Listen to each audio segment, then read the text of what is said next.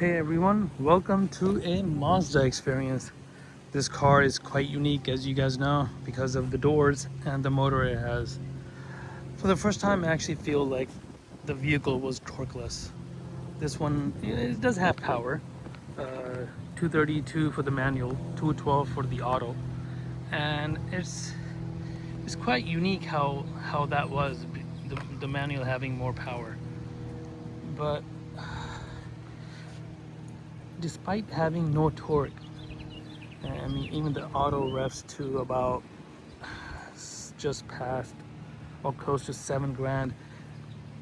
It's quick. It's not fast. It's just good enough to be what it is for the amount of power it has. This is my second one. I cannot believe it took me 6-7 years. I had one in 2019 or so. It was a manual, but this one is the 09, so it's the revised version. And then later they became the R3, which has a little bit more of a sportier seats.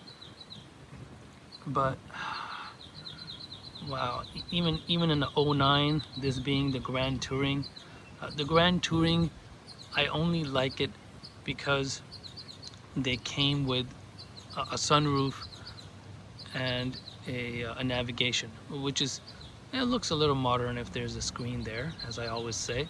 But the most important thing was, I'll show you guys. The most important thing is obviously my favorite thing, the keyless access and the twist to start.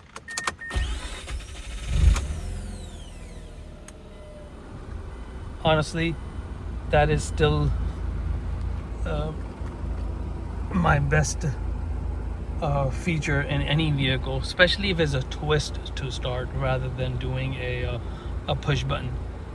Never seen a car, I don't think a car exists where it's got up and down right there, but this is the only one to upshift. Down, a down and a down right here. Actually, this is an up. So I kind of wanted to do a downshift with the paddle, but that's the only way to do it, which is unique because I can drive with one hand, which I most likely do all the time. If I'm driving, I don't have to take my hand off or use the other hand. I can just do this and do this, or obviously same thing here. I kind of wanted a downshift paddle, but I mean, it's okay. I see what they did there. It's unique. When I got the car, on the same day, 2 people told me, nice car. And 1 person just now said, nice car. Shocking. I might give away the value when I post as my thumbnail of how much it was. I think the back end of it is quite good looking, especially with the spoiler. I've always liked it.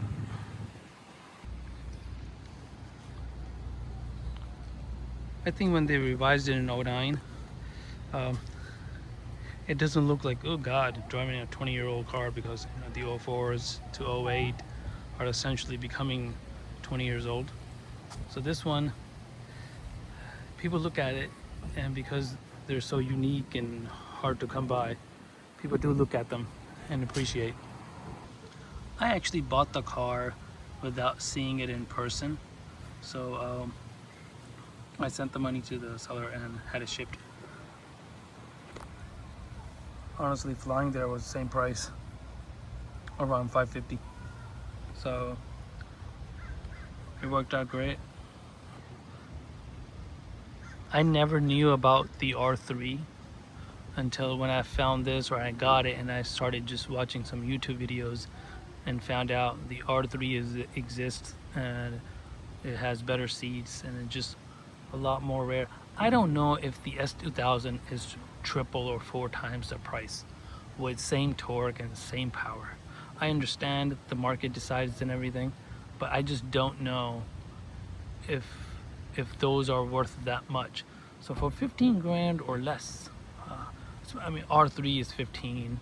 If it's low mileage, it could be more. But a Grand Touring 09, 2010, or 11, 2011 was the last year. I think Grand Touring is good enough. It's just the R3 with better wheels. They're a little darker, and the front end is a little nicer, along with the seats, with the sportier seats. What a good looking car that is. You guys always know how I mention about the headlights.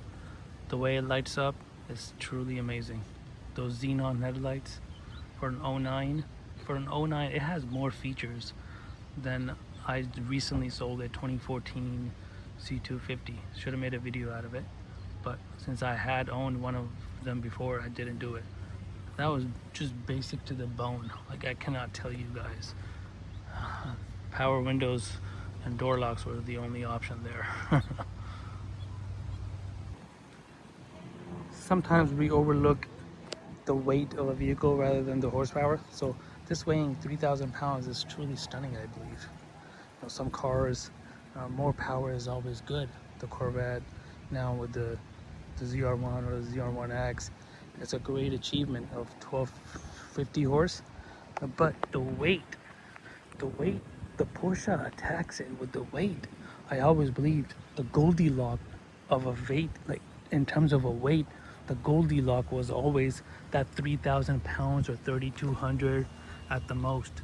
But the 911 GT3 SC came out with modern features, 500 plus horse, a little over, and it weighs 3,300 pounds.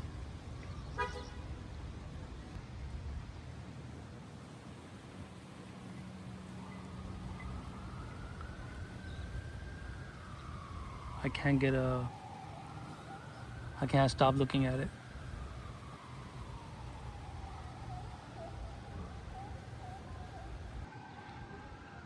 Actually, it was amazing how the S2000 was 2,800 pounds.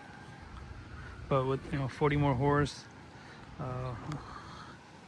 with I don't know if it handles better. I never owned one of them, but this is right up there to be a unique experience. Obviously, it needs some resonator or cat delete or something like that, but it doesn't sound. This is the first car that I've owned. I mean, all the cars that I've owned, I kind of want to personalize them and modify them, but I don't really do it because I'm always looking to sell at a good price. But this is probably the only car I was like, kind of want an exhaust.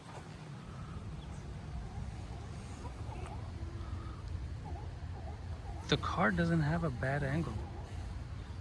I don't think it does. I just realized that as I was making the video. It doesn't have a bad angle.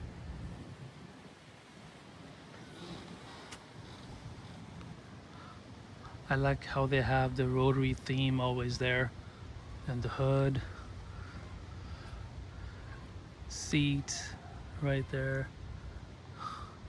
Kind of like that. Another thing is, I think all the models does from that 09 era, they had this a key card key. It still looks modern to this day. It's crazy how some of the manufacturers cannot make a good looking key. Mercedes especially. Up until 2017 they had, I'll make a video of, because I have a 2017. Wow, I cannot believe they made that looking key up until 2017. It's not a busy spot, but I kind of wanted to try something new.